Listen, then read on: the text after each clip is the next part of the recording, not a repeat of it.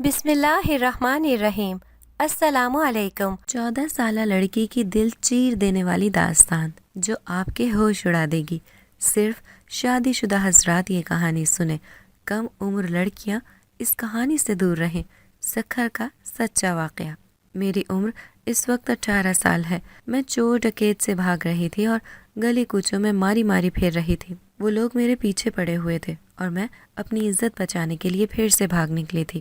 میری سانس بری طرح پھول رہی تھی۔ مجھ میں اس وقت بھاگنے کی اور سخت بالکل نہ تھی اور میں دوڑی دوڑی ایک پارکنگ میں چلی آئی تھی جہاں بہت ساری بڑی بڑی گاڑیاں کھڑی تھیں۔ وہ رہی وہ لڑکی، پکڑو اس کو۔ میں ڈرتے سہمتے چھپ چھپا کر ایک گاڑی کی ڈگی میں جا بیٹھی تھی اور کچھ دیر بعد گاڑی کے چلنے کی آواز محسوس ہوئی تو میں چونک پڑی۔ اب میں کیا کروں؟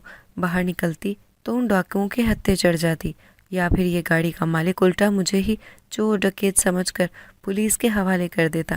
میں 14 سال کی عمر میں ہی اس طرح ماری ماری پھر رہی تھی۔ اب نہ جانے میری قسمت مجھے زندگی کے کس موڑ پر لے جا رہی تھی، اور میں اس وقت بالکل چپ چاپ چوری چھپے اس گاڑی میں بیٹھی رہی اور سوچا گاڑی رکے گی تو میں چھپ کر آہستہ سے گاڑی کی ڈگی سے باہر نکل جاؤں گی۔ تقریباً آدھے ایک گھنٹے کے بعد گاڑی کسی بنگلے کے آگے جا کر رکی تھی اور کچھ دیر بعد وہ آوازیں آنا بند ہو گئی تھی جو گاڑی کی آگے کی طرف سے بیٹھے شاید ایک عورت اور بچوں کی تھی۔ وہ لوگ گاڑی سے اتر چکے تھے اور گاڑی اپنی جگہ کھڑی تھی۔ کچھ دیر بعد میں نے گاڑی سے باہر جھانک کر دیکھا تو رات کے اس اندھیرے میں چاروں اور سناٹے کے سوا کچھ نہ تھا۔ میں جلدی سے گاڑی کی ڈگی سے باہر آ گئی تھی۔ یہ تو کوئی نئی جگہ، اچھا بڑا علاقہ لگ رہا تھا۔ یہاں تو بنگلے ہی بنگلے بنے ہوئے تھے۔ یہ سب دیکھ کر میرے تو ہوش ہی اڑ گئے تھے۔ نہ جانے مجھے کہاں جانا چاہیے تھا اور کہاں نہیں، کچھ سمجھ نہیں آ رہا تھا۔ میں وہاں سے منہ چھپا کر بھاگ ہی رہی تھی کہ میرا ہاتھ پیچھے سے کسی نے پکڑ لیا تھا۔ میری تو جان ہی نکل گئی تھی۔ کوئی عورت میرا ہاتھ پکڑے مجھے اس بنگلے میں لے جا رہی تھی۔ میرا دل دھک دھک کرنے لگا تھا۔ میں اس حسین بنگلے میں آ گئی تھی اور وہ عورت ہاتھ باندھے میرے سامنے ہی کھڑی تھی اور کہنے لگی، ڈرو نہیں، گھبراؤ نہیں، یہاں آرام سے بیٹھ جاؤ، اور بچوں سے پیار سے کہنے لگی، چلو چلو بچوں، اندر چلو، سونے کا وقت ہو گیا ہے، آپ لوگ اندر جا کر سو جاؤ، میں بس آتی ہوں تھوڑی ہی دیر میں۔ مگر ماما، یہ آنٹی کون ہے؟ بچے حیرانگی سے مجھے دیکھتے ہوئے پوچھنے لگے۔ وہ مسکراتے ہوئے کہنے لگی، یہ آنٹی آپ کی ماما کی فرینڈ ہے، بس چلو اب جلدی سے اندر جاؤ۔ بچوں کے اندر جانے کے بعد وہ عورت کہنے لگی، بتاؤ کون ہو تم، کہاں سے آئی ہو اور یہاں کیا کر رہی ہو؟ میں گھبراتے ہوئے نظریں چرانے لگی تھی۔ وہ بولی، دیکھو گھبراؤ نہیں، میں جانتی ہوں تم میری گاڑی کی ڈگی میں تھی اور اس وقت میں نے تمہیں دیکھ لیا تھا، مگر میں کچھ نہیں بولی اور سوچا ایسے کوئی لڑکی بھلا کسی کی کار یا ڈگی میں کیا کرے گی، وہ ضرور کسی سے چھپ رہی ہے۔ کون تھے وہ لوگ؟ آخر کیا ہوا تھا تمہارے ساتھ؟ تم کیوں چھپ کر میری کار تک پہنچ گئی تھی؟ میں ان کے سوالات سن کر رو پڑی تھی اور کہنے لگی، بس میڈم آپ یوں سمجھ لیں بچپن سے لے کر میری زندگی میں یہ بھاگنا ہی لکھا ہے، اور میں اسی طرح 14 سال کی عمر سے مسلسل بھاگ ہی رہی ہوں، اور آج بھی میں پھر سے ایک نئی جگہ نئے لوگوں سے آراستہ ہونے جا رہی ہوں، لیکن میں چور نہیں ہوں۔ میڈم بس اپنی عزت بچانے کے لیے بھاگی تھی اور آپ کی کار تک آ پہنچی اور بس یہاں چلی آئی، اور باقی میرا کوئی ایسا مقصد نہیں تھا کہ میں کسی غلط نیت سے یہاں آئی ہوں۔ اچھا میڈم، مجھے معاف کیجیے گا، میں چلتی ہوں۔ میں میڈم کو الوداع کہہ کر چل پڑی تھی، لیکن جب انہوں نے مجھے دروازے تک پہنچنے سے پہلے ہی روکا کہ سنو لڑکی، میری بات سنو، تم کہاں جاؤ گی؟ تمہارا کوئی ٹھکانہ؟ میں نے نظریں جھکا لی تھیں۔ اتنی دیر میں وہ میرا ہاتھ پکڑ کر مجھے پھر سے اندر لے گئی تھی۔ پھر انہوں نے مجھے اوپر سے نیچے تک گھورتے ہوئے دیکھا اور مجھے پھٹے پرانے کپڑے دیکھتے ہی کچھ کپڑے دیے اور کہا کہ جاؤ، جا کر نہا دھو لو، میں کھانا لگاتی ہوں، تم کھانا کھاؤ، آرام کرو، صبح چلی جانا۔ رات کے اس وقت تمہارا گھر سے باہر جانا بالکل بھی سیف نہیں ہے۔ میں پہلے ہی بہت تھکی ہوئی تھی، اس لیے نہا دھو کر، کپڑے بدل کر، کھانا کھا کر میں ان کے مہمانوں کے کمرے میں، جسے بڑے لوگ گیسٹ روم کہتے ہیں، آرام کے لیے سو گئی تھی، اور نہ جانے کب میری آنکھ لگی پتہ ہی نہیں چلا۔ جب صبح میری آنکھ کھلی تو اپنے آس پاس دیکھ کر میں ہڑبڑا کر اٹھی، پھر ذہن پر تھوڑا دباؤ ڈالا تو رات والا واقعہ میری آنکھوں کے سامنے گھوم رہا تھا۔ مجھے یاد آ گیا تھا۔ میں اٹھ کر فوراً ہی کمرے سے باہر آئی تو میڈم میڈم کہہ کر پکارنے لگی تھی۔ ادھر ادھر دیکھا تو کوئی نہ تھا۔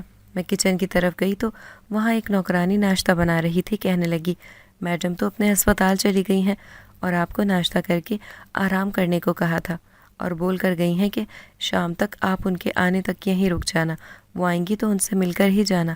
میں مان گئی تھی اور کمرے میں جا کر ناشتہ کرنے لگی اور سوچ میں پڑ گئی تھی کہ یہ میڈم میری ہی اپنی نہیں تھی مگر پھر بھی کتنی ہی مہربان ہے مجھ پر، ایسا تو بھلا کوئی اپنا بھی نہیں کرتا۔ اور جبکہ جو میرے سگے تھے، میرے رشتہ دار، محلے والے، خاص کر میرے ماں باپ، وہ تو میرے اپنے تھے، میرے سگے تھے، مگر ان لوگوں نے جو کچھ میرے ساتھ کیا وہ رویہ کسی غیروں سے بھی کم نہ تھا۔ میں سوچتے سوچتے ہی سارا دن اس بنگلے میں گھوم رہی تھی، اور کتنا بڑا خوبصورت عالیشان تھا یہ بنگلہ۔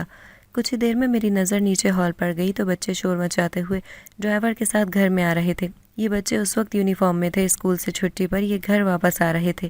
بچوں کو دیکھ کر میں کہنے لگی، کاش میرا بچپن بھی اس عالیشان شان و شوکت سے گزرا ہوتا، مگر میں بدنصیب، میری قسمت میں تھوڑی لکھا تھا میرا بچپن جیسا، تو اللہ کسی دشمن کا بھی بچپن نہ گزارے۔ میں نیچے بچوں کے ساتھ جا کر باتیں کرنے لگی تھی اور ان سے خوب ہنس بول کر میرا دل ان کے ساتھ بہل رہا تھا۔ میں نے پھر نوکروں کے ہاتھ سے کھانا لے کر انہیں بہانے بہانے سے کھانا کھلایا اور پھر ان کے ساتھ خوب ہنسی مذاق، خوب کھیل میں لگی رہی۔ اور جب شام ہوئی، میڈم گھر پہنچ کر مجھے بچوں کے ساتھ یوں ہنستا بولتا کھیلتا دیکھ کر بہت خوش ہونے لگی، اور ماما ماما کرتے بچے ان سے جا کر لپٹ گئے تھے۔ مجھے اپنے والدین کی یاد آنے لگی تھی۔ میں اپنے آنسو پوچھ رہی تھی، اور جب بھی بچوں نے کہا، ماما آنٹی بہت اچھی ہیں، آنٹی کو آپ یہاں ہمارے ساتھ کیوں نہیں رکھ لیتی؟ آنٹی کے ساتھ آج بہت مزہ آیا۔ بچے تو اپنی ماما سے میری تعریفوں کے پل باندھ رہے تھے، اور میڈم میری طرف نہ جانے کس امید کی نظروں سے دیکھ کر مسکرانے لگی تھی، اور تھوڑی ہی دیر میں میڈم نے مجھے اکیلے میں اپنے کمرے میں بلایا اور کہنے لگی، تم یہاں سے کہاں جاؤ گی؟ کچھ سوچا ہے؟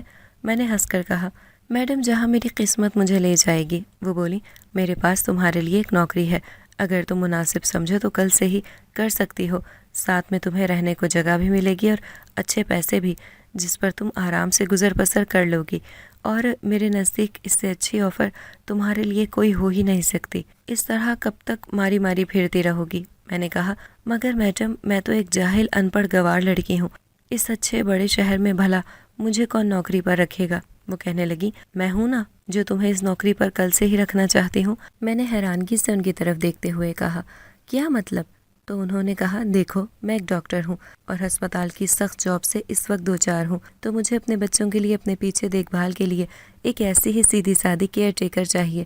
اگر تم راضی ہو تو ہاں کر دو، اور سارا دن تم بچوں کے ساتھ یہیں رہنا، اور پھر ہمارے باقی نوکر بھی سرونٹ کوارٹر میں رات چلے جاتے ہیں، تم بھی ان کے ساتھ رہنا، کیوں، ٹھیک ہے نا؟ اور میں نے دیکھا بچے بھی تمہارے ساتھ اچھی کمپنی محسوس کر رہے تھے۔ میں ان کی باتیں سن کر راضی ہو گئی تھی۔ میں واپس جانے لگی۔ وہ کہنے لگی، سنو اپنا نام تو بتاتے جاؤ۔ میں بھی نا، سوری یار، کل سے اب تک تمہارا نام بھی نہیں پوچھا۔ میں نے ہنس کر کہا، رومانہ، رومانہ نام ہے میرا میڈم۔ وہ کہنے لگی، کتنا پیارا نام ہے، بالکل تمہاری ہی طرح۔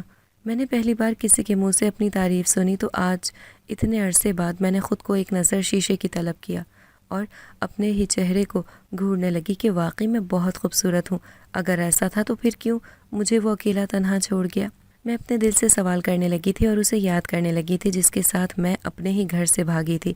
میرے ذہن میں وہ تمام منظر آنے لگے اور میری آنکھوں سے پھر سے آنسو جاری ہو گئے تھے۔ میں رات سرونٹ کوارٹر میں ہی باقی نوکروں کے ساتھ جا کر سو گئی تھی اور صبح میڈم کے جانے کے بعد میں بچوں کے اسکول سے آنے کا انتظار کر رہی تھی، کیونکہ میڈم نے پورا اعتماد کر کے مجھے اپنے بچوں کی ذمہ داری جو دی تھی اور نوکری پر اپنے ہی گھر میں رکھ کر مجھ پر اتنا بڑا احسان جو کیا تھا، میں میڈم کو بالکل بھی ناراض نہیں کرنا چاہتی تھی اور اپنا کام پورا دل جمعی کے ساتھ کرنا چاہتی تھی۔ دن یوں ہی گزر رہے تھے اور میری بچوں کے ساتھ اچھی دوستی ہو گئی تھی اور باقی نوکروں کے ساتھ بھی میں خوب مزے میں تھی۔ پھر ایک روز میڈم نے مجھے اپنے پاس بلایا اور جب رات ہسپتال سے گھر آئی تو تب میری آنکھیں پھٹی رہ گئی تھیں جب میڈم نے، رومانہ یہ لو اپنی پہلی تنخواہ، کہہ کر میرے ہاتھ میں وہ ڈھیر سارے پیسے رکھ دیے تھے۔ اتنی بڑی رقم میں نے کبھی نہیں دیکھی تھی۔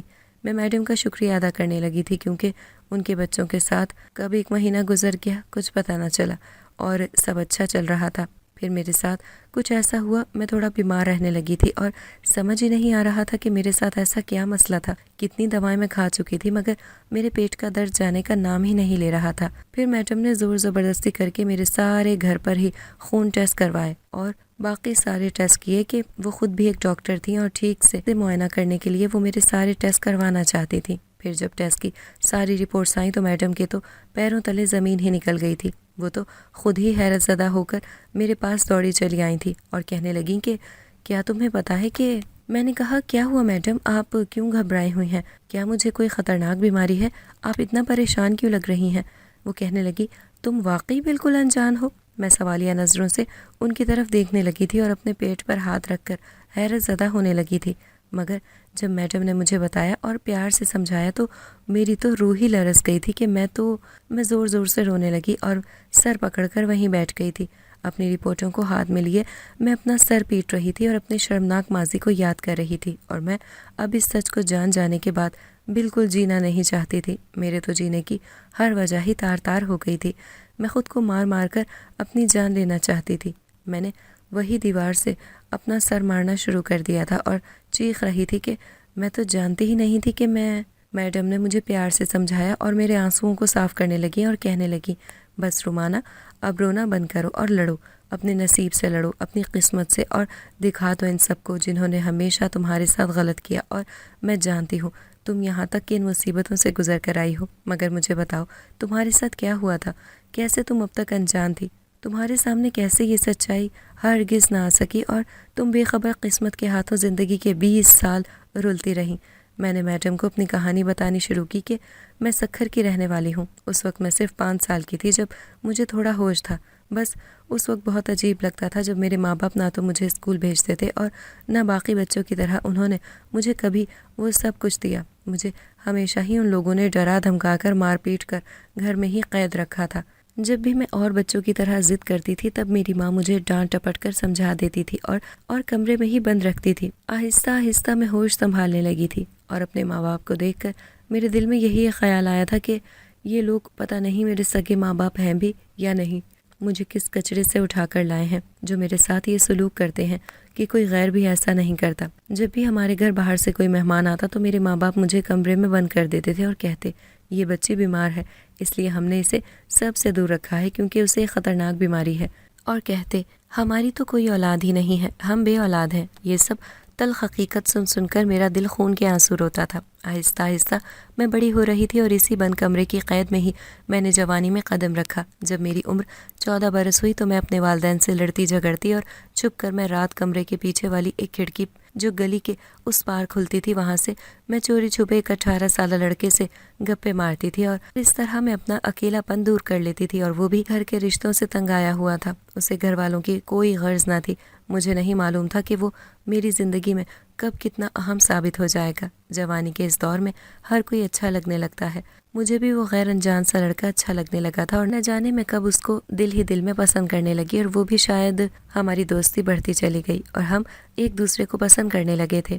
میں رات رات بھر اس لڑکے سے باتیں کرتی تھی اور وہ بھی، ایک دوسرے سے ہم اپنا اکیلاپن ایسے ہی دور کرنے لگے تھے۔ پھر اس لڑکے نے مجھے اس قید سے آزادی کا وعدہ کیا اور میں بھی اس قید کی بند کمرے کی زندگی سے تنگ آ گئی تھی۔ مجھے تو یوں ہواؤں میں اڑنا تھا، مگر میں بھول گئی تھی کہ اڑنے سے پہلے ہی میرے پر کاٹ دیے جائیں گے اور میں زور سے منہ کے بل زمین پر آ گروں گی۔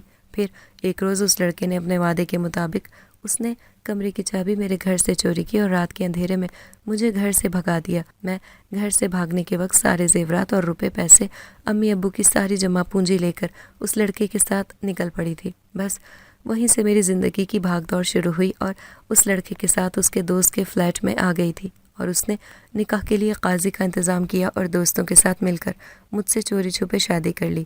مگر شادی کی رات ہی میرا دل پھٹ پڑا جب وہ لڑکا صبح مجھ سے دور بھاگنے لگا اور ڈرنے لگا، خوف کھانے لگا اور بولا تم نے مجھے پہلے کیوں نہیں بتایا؟ میں نے حیرانگی سے کہا کیا؟ میں نے کہا میں نے تمہیں کیا نہیں بتایا؟ اتنی دیر میں اس کے دوست نے اس کے کان میں کچھ کہا اور وہ وہاں سے غائب ہو گیا۔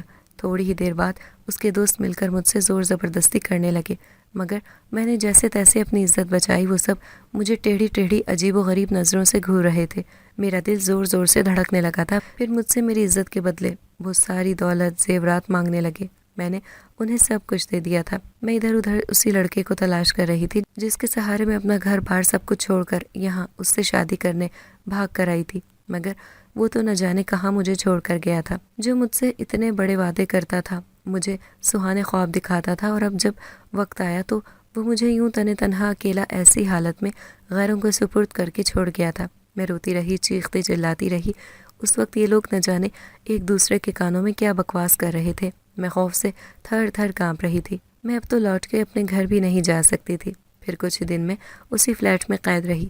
میں سوچتی تھی ایک قید سے نکل کر یہاں دوسری قید میں آ پہنچی تھی۔ تھوڑے دن بعد میرا شوہر واپس آیا تو میرے چہرے پر خوشی سے مسکراہٹ آنے لگی تھی۔ مجھے لگا اسے اپنی غلطی کا شدید افسوس ہو گیا ہے، مگر جب اس نے میرا ہاتھ پکڑا اور آنکھوں پر پٹی باندھ کر مجھے گھسیٹ کر گاڑی میں ڈال دیا تھا اور نہ جانے مجھے کس اور میری قسمت لے جا رہی تھی، اور میرا دل پھر سے خون کے آنسو رو رہا تھا۔ بچپن سے 14 برس کی عمر تک میرے ساتھ یہ شرمناک سلوک، پہلے میرے ماں باپ اور اب میں جس کے ساتھ اپنے گھر سے بھاگ کر شادی کر کے آئی تھی، میرا شوہر، اب میرے ساتھ وہ بھی یہ بھیانک سلوک کر رہا تھا۔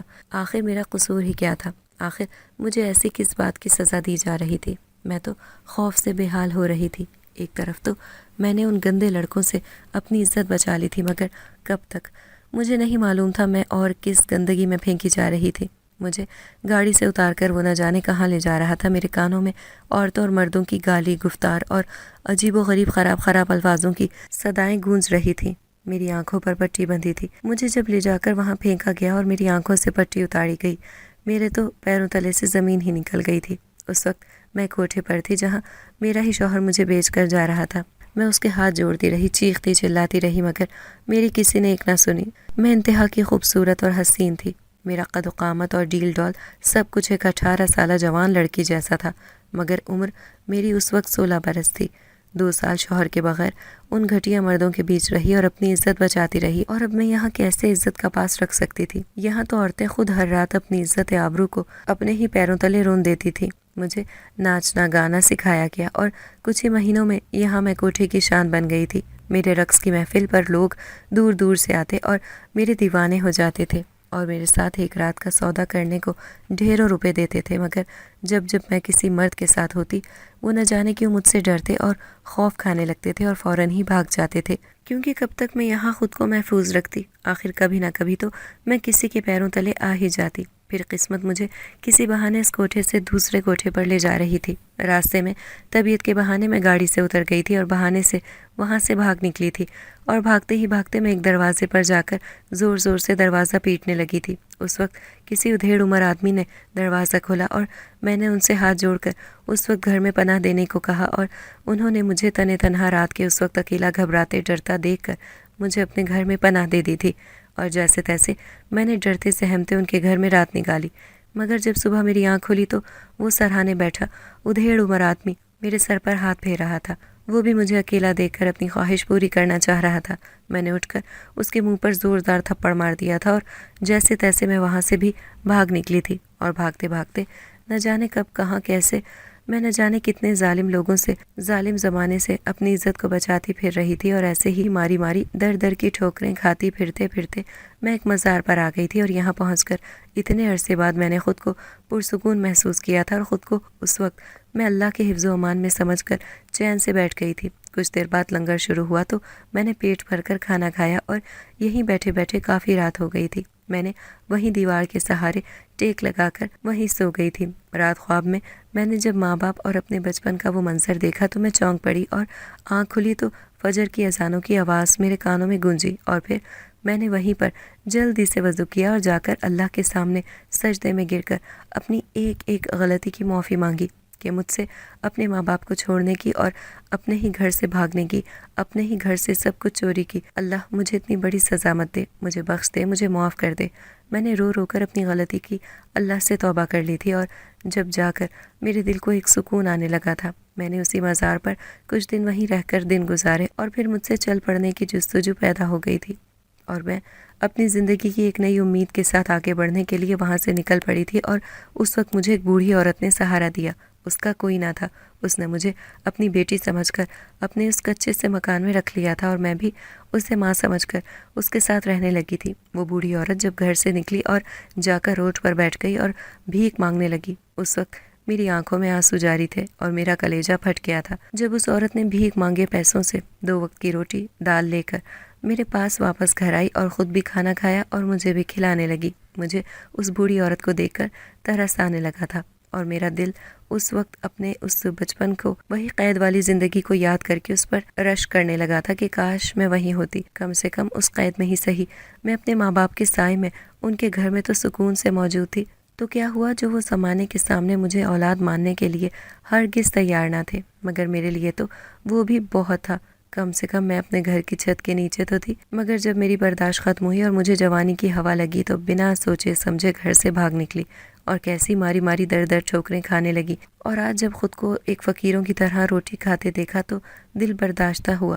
مجھے اس بوڑھی عورت پر ترس آنے لگا تھا جب میری نظر ان 2 سونے کی چوڑیوں پر پڑی جو میں گھر سے زیورات لے جاتے وقت ہاتھ میں ڈال بیٹھی تھی۔ اب یہی کچھ تھا میرے پاس جس سے بوڑھی عورت اور میرے کچھ دن کھانے کے آرام سے نکل جاتے۔ کم سے کم میں کسی کے اس طرح کام تو آئی کہ اس بوڑھی عورت کا تھوڑا بھلا ہی ہو جاتا۔ میں وہ چوڑیاں اتار کر گھر سے نکل کر بازار کی جانب جا ہی رہی تھی، بس اس وقت میرے ہاتھ میں وہ سونے کی چوڑیاں دیکھ کر وہ چور ڈکیت میرے پیچھے پڑ گئے تھے اور میں اپنی جان بچانے کے لیے بھاگنے لگی تھی، اور اسی طرح بھاگتے بھاگتے خود کو بچاتے شام ہو گئی تھی اور وہ چور پیچھا تو چھوڑ ہی نہیں رہے تھے۔ مگر ان کی خراب نیت صرف میرے چوڑیوں پر تھی، بلکہ مجھے اکیلا تنہا بے سہارا دیکھ کر ان کی نیت خراب ہو رہی تھی۔ میرا دل زور زور سے دھڑکنے لگا تھا اور میری سمجھ میں کچھ نہیں آ رہا تھا، اور اس طرح اس وقت میں آپ کی گاڑی تک جا پہنچی تھی اور آپ کی گاڑی کی ڈگی میں چھپ گئی تھی، اور اس طرح میں آپ کے گھر پہنچ گئی اور میری نئی زندگی کا ایک نیا روشن آغاز ہو گیا تھا۔